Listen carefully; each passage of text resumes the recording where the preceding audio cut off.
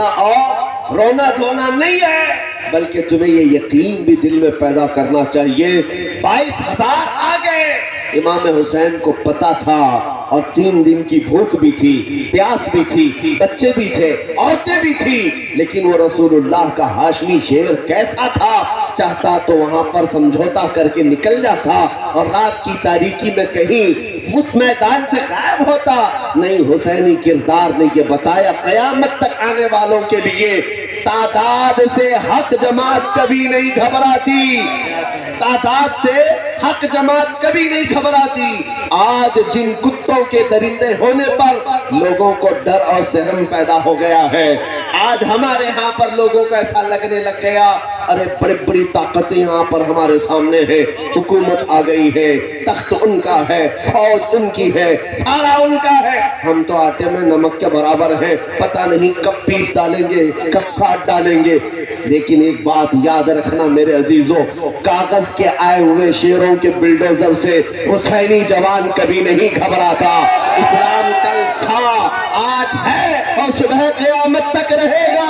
حسین اعظم کا پیغام یہ ہے، ہم تعداد سے کبھی نہیں گھبراتے، سر کٹا سکتا ہے لیکن سر جھکا سکتا نہیں، مرد حق باطل کے آگے مات کھا سکتا نہیں، سر کٹا سکتا ہے لیکن سر جھکا سکتا نہیں۔ یہ عزم تمہارے اندر آ جائے، حق کے لیے کھڑے رہو، حق کے لیے کھڑے رہو، جھوٹ کے لیے نہیں، سچ کے لیے کھڑے رہو، اور اللہ کی مدد آئے گی، اللہ کی مدد تمہارے ساتھ ہے۔ میں جو فلسفہ پیش کرنے جا رہا تھا وہ یہ ہے کہ داستانوں میں تو سنا ہے کہ رسول اللہ کے خاندان کے بچوں کا بہت بے دردی کے ساتھ ظالموں نے قتل کیا تھا۔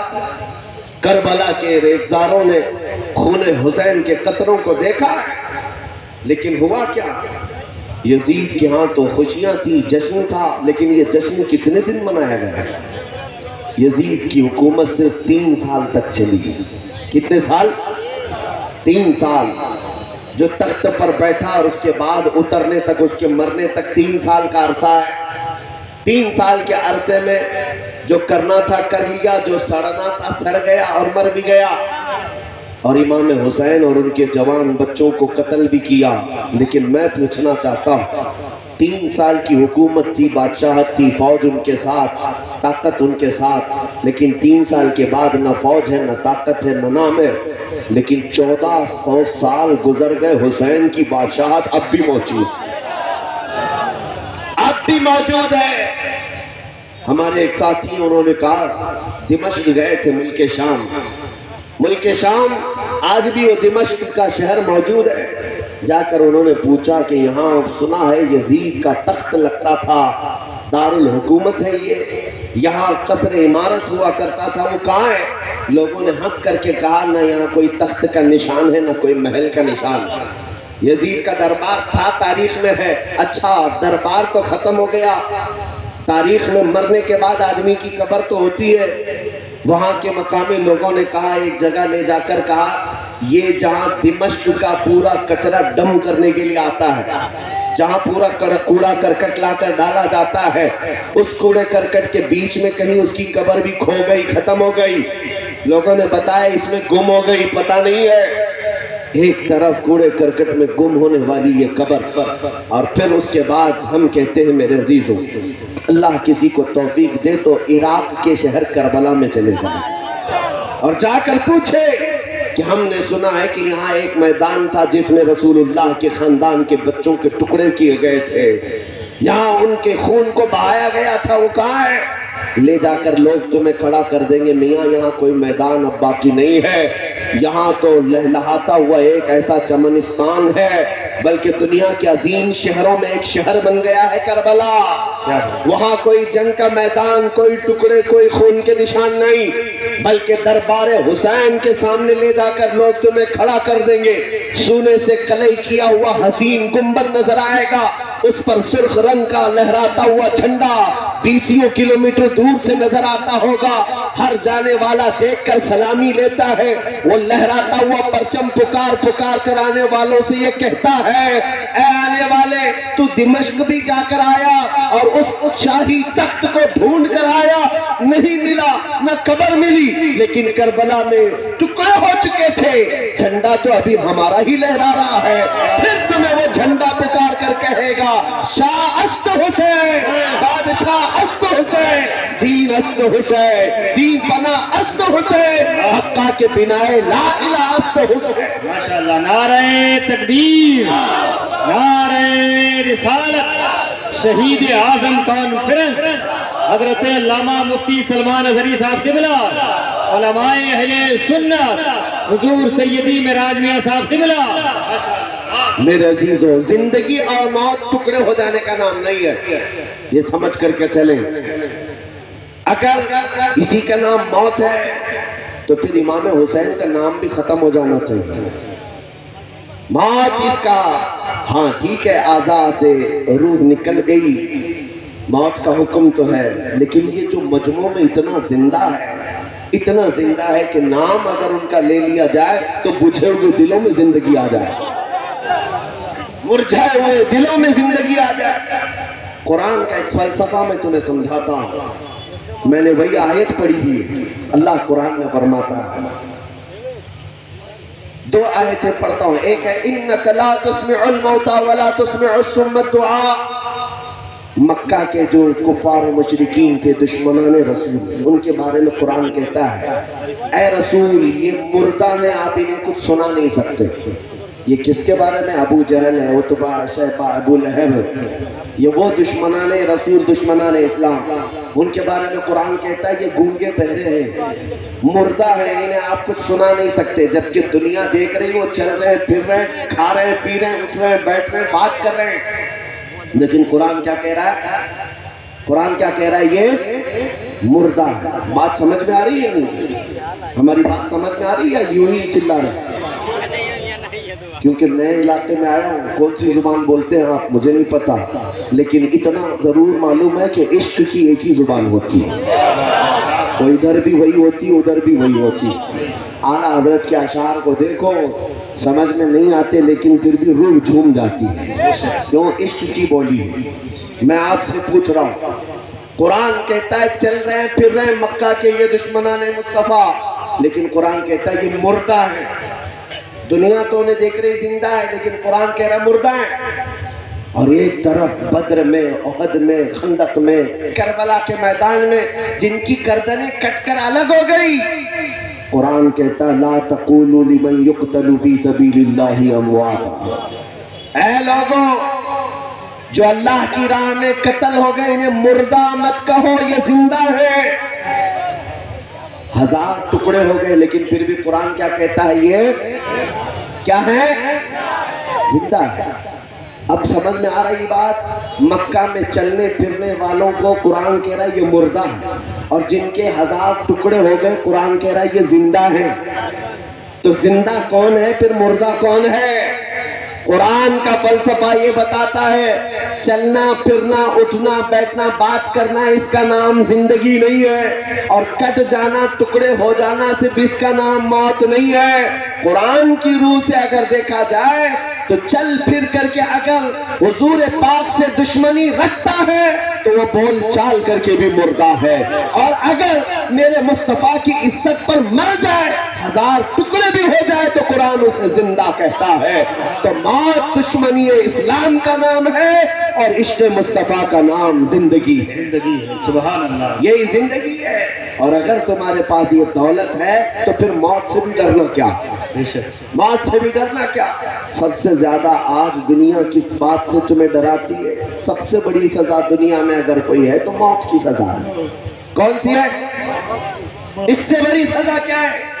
لیکن عاشق مصطفیٰ کے لیے, مومن جو سچا مومن ہے اس کے لیے موت کوئی حادثہ نہیں ہے, موت کوئی ڈراؤنا خواب نہیں ہے, بلکہ عاشق مصطفیٰ کے لیے موت تحفہ ہے. ادھر آنکھیں بند ہوں گی, ادھر مصطفیٰ کی زیارت ہے. نبی کریم صلی اللہ علیہ وسلم کے دربار میں جانا ہے۔ اس لیے اے سنیوں، میں تمہارے دلوں سے یہ خوف نکالنا چاہتا ہوں۔ میں آپ سے یہ پوچھنا چاہتا ہوں، ایک سوال دل پر ہاتھ رکھ کر کے بتاؤ، کیا میں جو پوچھ رہا ہوں اس پر تمہارا یقین ہے یا نہیں؟ میرا دین اسلام سچا ہے یا نہیں؟ اللہ کی کتاب قرآن سچا ہے یا نہیں؟ ہمارا نبی سچا ہے یا نہیں؟ ہمارا خدا سچا ہے یا نہیں؟ جس کے دین کے جس قوم کے اندر یہ جذبہ ہے، تمہارا خدا سچا، تمہارا نبی سچا، تمہاری کتاب سچی، تمہارا دین سچا، جب سارا سچا ہے تو پھر میرے عزیزوں مجرموں کی طرح سر جھکا کر نہیں بلکہ علل اعلان سر اٹھا کر جیا کرو۔ اعلیٰ حضرت نے فرمایا ہے، خوف نہ رکھ رضا ذرا، تو ہے عبد مصطفیٰ۔ خوف نہ رکھ رضا ذرا، تو ہے عبد مصطفیٰ، تیرے لیے امان ہے، تیرے لیے امان ہے۔ مجرم قوم سے تمہارا کوئی تعلق نہیں ہے، نہ تم آتنکی ہو نہ آتنکوادی، اور نہ ہی تمہارا دہشت سے ٹیرر سے کوئی تعلق ہے۔ ہاں ایک بات اور بتا دوں، کسی اور کو راضی کرنے کے چکر میں اپنی اصلیت بھی بھول مت جانا۔ ایک بات یاد رکھ، یہ مشہور محاورہ ہے، کوا چلا ہنس کی چال اپنی چال بھول گیا، اور میں کہتا ہوں شیر چلا کتے کی چال اور اپنی چال بھول گیا۔ تم کسی کو راضی کرنے کے لیے اپنا ماضی مت بھولو، کوئی دنیا تم سے راضی ہونے والی نہیں۔ اور ایک بات یہ بھی یاد رکھ لو، یہ 4 دن کے آئے ہوئے گنڈے کیا تمہیں سرٹیفکیٹ دیں گے کہ تم مومن ہو کہ کیا ہو؟ تم آتنکی ہو یا تم امن کے مسیحا ہو، کون تمہیں سرٹیفکیٹ دینے والا ہے؟ ہمیشہ ایک بات یاد رکھو، کوئی دیکھے نہ دیکھے میرا مولا دیکھ رہا ہے۔ مجھے میرا دین نہ حق کسی جانور کا خون بھی بہانے کے لیے نہیں کہا۔ انسانوں کی بات بہت دور کی ہے، لہذا آج ہو کیا رہا ہے، ہماری قوم کے بچے ڈر کر کے سہم کر کے تھوڑا سیکولر بن جائیں گے، وہ بھی راضی رہیں گے، یہ بھی راضی رہیں گے۔ یہ دنیا تمہیں کتا بنا کے چھوڑے گی، کبھی راضی نہیں ہوگی۔ راضی کرنا ہے تو مدینے والے کو راضی کرو، راضی کرنا ہے تو اپنے رب کو راضی کرو جو ایک ہی سجدے میں راضی ہو جائے۔ اور یہاں زندگی بھر ان کی غلامی کرتے رہو، راضی کرنے کے لیے کتنے سیکولر بن گئے ہم نے دیکھا۔ وہ داڑھی بھی نکال دیے، ٹوپی بھی نکال دیے، اور اپنے سیکولر بننے کے لیے انہوں نے لباس بھی تبدیل کر دیا، کوئی نہ پہچانے ہم لوگ سیکولر لوگ ہیں۔ پھر بھی ہم نے دیکھا ہے نیتا گیری میں 40 سال بیچارے جوتیاں اٹھاتے رہے، بڑھاپا آیا تو ایسا کونے میں لگا دیا کہ اب ان کو کوئی پوچھنے والا نہیں رہ گیا۔ کیا یہ مثالیں تمہارے پاس ہے کہ نہیں؟ 40 سال نوکری کیا، لیکن جب بڑھاپا آیا تو ایسا سائیڈ کر دیا گیا ہے کہ پارٹی میں بھی ان کا نشان نہیں، حکومت میں بھی کوئی پوچھنے والا نہیں۔ اس لیے میں کہتا ہوں اے میرے عزیز، تو دنیا کی غلامی 40 نہیں 100 سال بھی کر لے، یہ دنیا تجھے ایک نہ ایک دن کونے پر لگا دے گی۔ کاش میرے مصطفیٰ کی وفاداری کر لیتا، نبی کریم صلی اللہ تعالیٰ علیہ وسلم کے قدموں میں آ کر سچی غلامی کا دم بھر لیتا۔ ہم نے دیکھا ہے اس غلامی میں جو جتنا بوڑھا ہوتا ہے اس کی عزت اتنی بڑھتی چلی جاتی ہے۔ زیادہ عرصہ گزرا نہیں، ابھی 5 سال 6 سال پہلے کی بات ہے، شاید وہ آنکھیں یہاں موجود ہوں گی جو وارث علوم اعلیٰ حضرت تاج الشریعہ کو دیکھی ہوں گی۔ حضور تاج الشریعہ رحمت اللہ تعالیٰ علیہ کا میں ایک ادنا غلام ہوں، دیکھا کرتا، 75 سال کی عمر ہے، بڑھاپا ہے، 2 لوگ پکڑ کر لا کر بٹھاتے ہیں، لے کے اتارتے ہیں، لیکن اس کے باوجود میرے عزیزوں ان کے چہرے پر اللہ نے جو حسن رکھا تھا، 1 لاکھ بیوٹیفل چہروں کو ایک طرف رکھ دو اور اعلیٰ حضرت کے شہزادے کا حسن ایک طرف رکھ دو، ان 1 لاکھ کی طرف کسی کی نظر نہیں جائے گی، اس ایک تاج شریعت کی طرف سب کی نگاہیں جا رہی ہوگی۔ وجہ کیا ہے؟ وہ اس لیے نہیں کہ میک اپ کر کے لایا ہوا حسن ہے، بلکہ وہ غازہ جو تھا وہ مصطفیٰ کریم کی نسبت سے حاصل تھا۔ اسی لیے میں یہ کہتا ہوں کسی کی جی حضوری کرتے کرتے تم اپنی زندگی فنا کر ڈالو گے، دنیا کبھی راضی نہیں ہوگی۔ ایک نعرہ یاد رکھ لو جو ماررہ متحرہ سے آیا تھا، کسی کی جے وجے کیوں پکارے، کیا غرض ہم کو، کسی کی جے وجے کیوں پکارے، کیا غرض ہم کو، ہمیں کافی ہے سید اپنا نعرہ یا رسول اللہ، ہمیں کافی ہے سید اپنا نعرہ۔ نعرہ رسالت لبیک یا رسول اللہ، لبیک یا رسول اللہ، لبیک یا رسول اللہ، نعرہ تکبیر، نعرہ رسالت۔ امام حسین شہید کربلا کی پاکیزہ زندگی سے جو پیغام نکلتا ہے وہ یہی پیغام ہے، اے نوجوانوں کبھی اس بات سے خوف نہ کرنا کہ طاقتیں بہت بڑی بڑی تمہارے مقابل میں آ گئی، بلکہ ہمیشہ یہ دیکھنا سارے گرو گھنٹال تمہاری طرف، میرا رب میرے ساتھ ہے، اللہ ہمارے ساتھ ہے، اللہ ہمارے ساتھ ہے۔ ہاں وقتی طور پر طوفان بھی آتے ہیں، وقتی طور پر بہت ساری آندھیاں بھی آتی ہیں۔